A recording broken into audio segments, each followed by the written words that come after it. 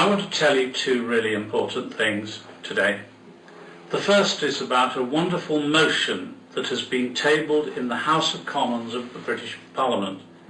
A motion trying to persuade the United Nations Security Council to secure the safety of the residents at Camp Liberty has now been supported by no less than 102 members of the House of Commons. They come from all the political parties in the United Kingdom, and among the signatories are about 20 people who have been ministers in the British government. This is an important development from which everybody should take great courage and read enormous support for the residents of Camp Ashraf.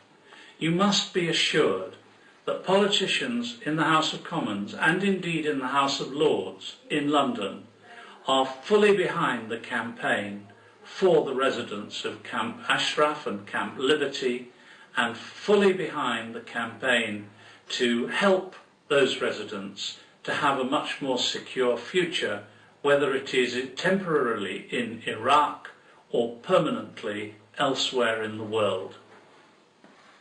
The other thing I want to say is how important the meeting is in Paris on the 27th of June of this year.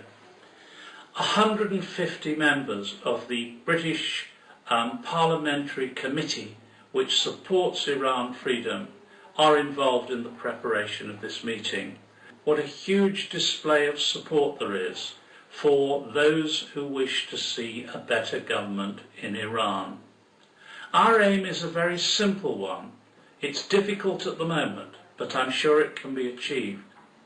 Our aim is to return Iran to the sort of government which would mean that that great country would be welcomed back into the family of nations rather than being seen as a rogue or villain, which is an enemy in the community of nations.